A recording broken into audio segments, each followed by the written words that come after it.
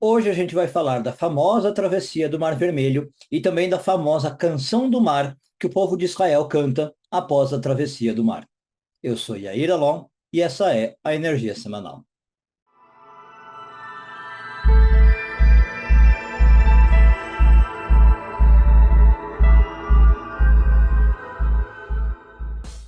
Na Kabbalah, tem duas questões fundamentais da nossa vida, que é como a gente encontra alimento, sustento e a alma gêmea, que são comparadas à complexidade da abertura do Mar Vermelho.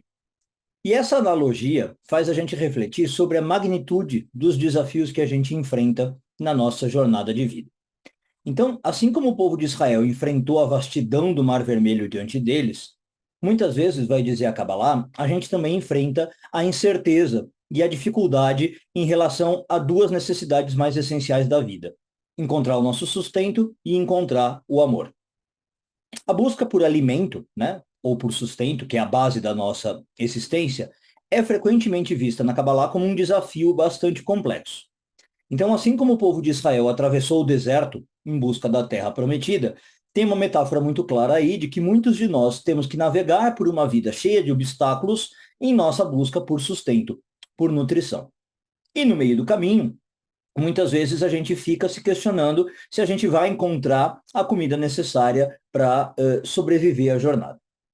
Além disso, o segundo ponto que entra na metáfora é a busca pela alma gêmea, que é vista como uma jornada igualmente desafiadora, né? Assim como a abertura miraculosa do Mar Vermelho exigiu um ato divino, a conexão com a pessoa que vai complementar a nossa alma pode parecer igualmente milagrosa. Encontrar alguém com quem a gente vai compartilhar nossos valores, nossos sonhos, as nossas paixões, pode ser uma tarefa bastante árdua e, por vezes, quase impossível. Bom, em particular, nessa época em que a gente vive, a gente enfrenta desafios bem significativos relacionados a essas duas necessidades fundamentais do ser humano. A rapidez, a complexidade da vida moderna muitas vezes nos deixa bastante perdidos, né? E buscando respostas para perguntas aí profundas sobre a nossa existência. Felizmente, a tradição cabalística, com a sua sabedoria milenar, pode oferecer alguma orientação e algum consolo diante desses desafios aparentemente intransponíveis: sustento e amor. O que ocorreu ali na história do Mar Vermelho tem lições que podem nos ajudar a enfrentar essas dificuldades. Na verdade, outras dificuldades também, tá? Mas na tradição entraram como essas duas aí. Bom, a primeira coisa importante a saber é que, embora as questões de encontrar sustento e alma gêmea sejam complexas, a esperança nunca deve ser perdida. Essa é a primeira lição que aparece. E por que que eu não devo perder a esperança? Não é por uma questão, uma mera questão de otimismo, né, ou de positividade. Vou manter a esperança porque tenho que pensar positivo. Mas porque todos nós temos uma ferramenta bem poderosa e que funciona bastante bem. Não funciona sempre, tá? Mas funciona bastante e quando funciona, funciona bastante bem. Essa ferramenta é a oração ou a reza, direta para Deus, e que traz uma chance de que as nossas necessidades fundamentais sejam atendidas. A gente aprende isso da história do Mar Vermelho. Quando a gente está lendo a história do Mar Vermelho, a gente encontra, na verdade, várias lições valiosas sobre a eficácia da oração e como ela funciona. Bom, vamos lá. Vocês conhecem a história, né? Quando o povo de Israel se depara com aquela aparente impossível travessia do mar, estão diante do Mar Vermelho, o exército egípcio vindo atrás, Deus responde à sua oração e o mar abre. Eles atravessam em segurança e quando os egípcios foram passar pelo mar, o mar fecha e mata todo o exército do faraó. O Midrash conta para nós que nessa hora os anjos ficam bravos com Deus. Por que que você matou os egípcios e fez milagres para o povo de Israel? Se o povo de Israel estava com práticas tão idólatras como a dos egípcios, por que que você fez milagres para o povo de Israel se eles estavam tão conectados com impureza como os egípcios? E a resposta de Deus, segundo o Midrash, é justamente porque o povo de Israel clamou por misericórdia. Quando o povo de Israel estava diante do mar, eles rezaram para mim. Ou seja, em tempo de dificuldade, nós temos que recorrer à oração, pois é uma maneira de falar para Deus o que a gente precisa, né? Não custa nada, não vai doer, e isso agrada a Deus nessa visão. Nesse sentido, a tradição cabalística ensina, por exemplo, que a leitura dos salmos, especialmente quando acompanhada de bastante intenção, que a gente chama de kavaná, é uma forma poderosa de oração, né, que pode abrir realmente as portas celestiais. Então, quando a gente se encontra em situações complicadas, a gente pode recitar os salmos com sinceridade, com devoção, e isso realmente ajuda as preces a subir aos céus. Agora, outro aspecto interessante, vamos lá.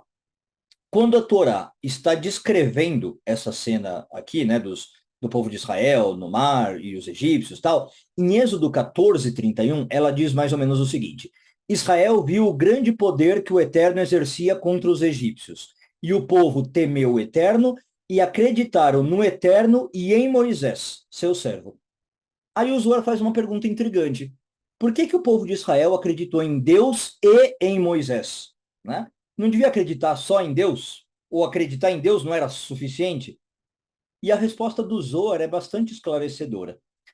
Embora Deus seja supremo e esteja sempre em primeiro lugar, obviamente, ninguém está questionando isso, a Torá escreveu esse versículo assim para ensinar sobre a importância de a gente ter um guia ou um líder espiritual, um rabi, né, que possa oferecer uma orientação, não apenas no contexto da Torá, de te ajudar nas leis, mas também em questões da vida cotidiana.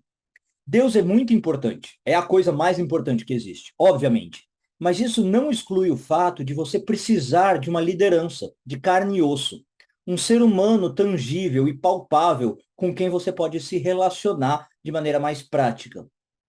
Não no sentido de essa liderança substituir Deus, Deus nos livre, mas para ser um papel coadjuvante com Deus. Então, assim como o povo de Israel tinha Moisés como seu líder espiritual, né? A Kabbalah acredita que ter a orientação de um rabi, de um cabalista, de um mestre espiritual, desempenha um papel vital na nossa vida. Deus sempre vai estar lá, como a nossa fonte de orientação suprema, como eu falei, isso é inquestionável. Mas às vezes, por exemplo, eu não consigo sentir Deus, eu não consigo ouvir Deus por uma desconexão minha. E nessas horas, por exemplo, ter um guia terreno pode me ajudar a me reconectar, a voltar a reencontrar Deus, a navegar pelas complexidades da existência, voltar a acreditar, inclusive. Por isso, o povo acreditou em Deus e em Moisés. Percebe? É daí que vem, inclusive, a própria noção, que talvez vocês já viram, embora eu não goste muito dessa noção, tá? E acho que tem que ter um certo cuidado. Mas é daí que vem a noção de pedir a oração dos justos para resolver um problema. Eu digo que é preciso tomar um cuidado porque aí a linha é tênue entre isso e virar idolatria, tá? Mas dá para entender o conceito.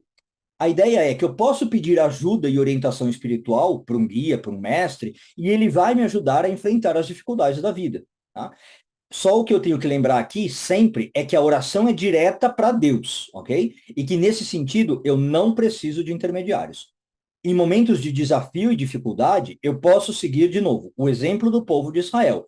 Eu elevo as minhas preces ao Eterno, confiante de que ele está ouvindo e que responderá. Eu tenho um líder de carne e osso, mas a minha prece é para o Eterno. Bom, seguindo na análise, né, da passagem do Mar Vermelho, que é um evento aí de profundo significado na Kabbalah, ela não ensina, segundo a Kabbalah, só sobre o passado, mas também sobre o futuro. A tradição diz que quando Moisés e o povo de Israel cruzaram o mar com segurança, eles expressaram a sua gratidão ao Eterno através de uma canção, a famosa Canção do Mar, Shirat Hayam. Segundo a Kabbalah, essa canção não é só um ato de agradecimento, como eu falei, mas, na verdade, ela contém segredos profundos do que vai acontecer no futuro da humanidade. Ela é uma profecia, tá? E segredos do futuro da humanidade, particularmente na era messiânica. Desculpem. Prova disso é que a canção começa dizendo Az Yashir Moshe Vnei Israel. A palavra Yashir está no futuro. Cantará. É quase como se o texto dissesse que Moisés e o povo de Israel cantarão essa canção. Bom, e aí a pergunta, se é uma canção de agradecimento e que será cantada no futuro, quando ela será cantada, né? A que se refere? O Zohar fala que especificamente é uma canção que será cantada na ressurreição dos mortos, porque o povo vai ficar tão feliz que esse milagre vai ocorrer que o povo vai cantar essa canção, né? Por exemplo. Então, depois de ensinar isso, o Zohar traz um ensinamento de como Deus gosta dos seres humanos que agradecem pelos atos dele, Deus. E que ele gosta disso ainda mais do que da oração que a gente veio falando.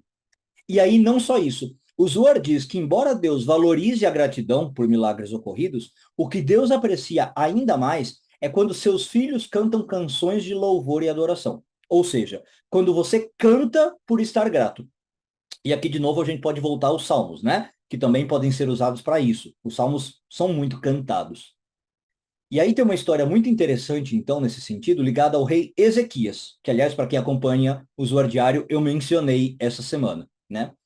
Ezequias era um rei extremamente justo e que obteve vários milagres de Deus. Deus gostava muito de Ezequias, tá? E o Midrash conta que Deus queria, inclusive, que o Ezequias se tornasse o Messias. Mas só pelo fato de Ezequias não expressar a sua gratidão através do canto, né, ou de canções de louvor, ele perdeu essa oportunidade. Então, talvez seja por isso que ao longo da Bíblia toda, né, se você pegar de Gênesis a Crônicas, a gente encontra várias canções que celebram momentos significativos na história israelita. São pelo menos 10, tá? Talvez tenha mais que isso. Desde o cântico de Miriam, a irmã de Moisés, até os Salmos de Davi. Todas elas têm diferentes contextos, mas são sempre canções de gratidão, de louvor a Deus. A canção do mar, em particular, né, só por curiosidade, para você ter uma ideia, é recitada 2 vezes por dia, segundo a lei judaica, na oração, né, diária. Segundo a Kabbalah, quando uma pessoa, por exemplo, não sabe entoar um cântico de louvor e gratidão, você não sabe o que ler, ela pode recorrer à leitura dos Salmos, é uma opção, ou ler o Cântico do Mar, a Canção do Mar, que é dessa porção, tá? Êxodo 15, de 1 a 21. E isso ajuda, inclusive, a ter mais milagres na vida. Bom, daria para fazer toda uma análise cabalística dessa Canção do Mar, né? Quem sabe até um dia eu não lance um vídeo disso, mas só para dar um gostinho da coisa, né? Para vocês terem a ideia do que eu estou falando, da importância, do significado da canção. O texto da canção, por exemplo, tem 2 menções à mão direita de Deus, ou braço direito de Deus, em Êxodo 15, 6. Tanto pelo fato de aparecer 2 vezes, né, aqui no texto, e como pelo fato de ser a mão direita mesmo, a Kabbalah explica que a mão direita de Deus aqui é vista como mais poderosa, né, como mais dominante do que a mão esquerda. A palavra hebraica para esquerda é small, e ela tem as mesmas letras da palavra hebraica do nosso adversário, né, na Kabbalah, que é o samaquelo, sem a letra K. Portanto, a mão direita aqui representa o poder e a proteção divinos, né, a bondade, a misericórdia, enquanto a esquerda, por estar ligada a esse nosso inimigo, pode ser associada ao castigo, à punição. Falando nisso, e para ir também já para os finalmente do vídeo, antes que ele fique longo aqui, como funciona essa interação entre direita e esquerda de Deus, entre misericórdia e castigo? Mais uma coisa que a gente aprende dessa porção. O assunto, claro, é complexo, né? Mas tem um famoso midrash que eu queria citar aqui no vídeo. Talvez até você já ouviu. Quando o povo de Israel terminou de cruzar o Mar Vermelho e os egípcios foram mortos, o mar fechou sobre os egípcios, os anjos também quiseram cantar uma canção de agradecimento e de louvor a Deus. Mas Deus fica bravo com os anjos e não deixa. Deus fala algo do tipo: os egípcios morreram e vocês querem cantar? Eles também são minhas criaturas, né? Os egípcios também são meus filhos. E aí os anjos perguntam para Deus, ou retrucam para Deus: mas então por que o povo de Israel pode cantar? E Deus explica que Israel pode cantar porque os milagres foram direcionados para Israel, né? Os milagres são de Israel. Israel foi alvo do milagre. Tá? Então, como a gente viu, a pessoa que recebeu um milagre pode e deve agradecer. Deus gosta e espera isso. Mas eu não quero focar nisso agora. Eu quero focar nos egípcios. O Midrash ensina que o desejo primeiro de Deus não é a morte dos que praticam o mal. Deus tem um lado de julgamento, de punição, de castigo? Tem, claro. É a mão esquerda, aqui na nossa metáfora. Mas primeiro Deus quer o arrependimento da pessoa, a famosa techuvá, né, que na verdade é mais bem traduzida como retorno a ele. Esse é o objetivo ideal, o padrão Gold. Tudo que Deus faz, primeiro, é na tentativa de que uma pessoa consiga isso, se arrepender. É assim que o Zohar entende, por exemplo, as 5 primeiras pragas do Egito. E só depois, se a pessoa não aproveitar essa chance, é que Deus aciona, por assim dizer, a mão esquerda. E aí vem o castigo, que pode ou não envolver morte. tá? Em última instância. E aí, por exemplo, seriam as 5 últimas pragas, tá? Aí é que entra a mão esquerda.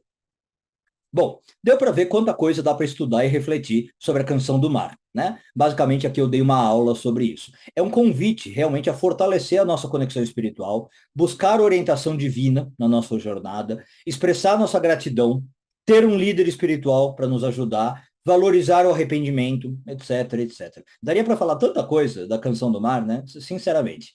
O mais importante aqui, eu acho que é entender que assim como o povo de Israel encontrou a redenção nas margens do Mar Vermelho, ou ao atravessar o Mar Vermelho, nós também podemos encontrar a nossa própria redenção e a nossa iluminação no nosso Mar Vermelho, pessoal. Essa é a metáfora principal. É por isso que essa passagem é tão importante e é tão chave da Bíblia toda, né, na Kabbalah.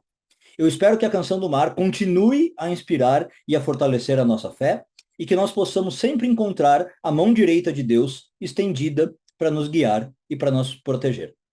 Uma boa semana a todos, Shavua Tov e tudo de bom.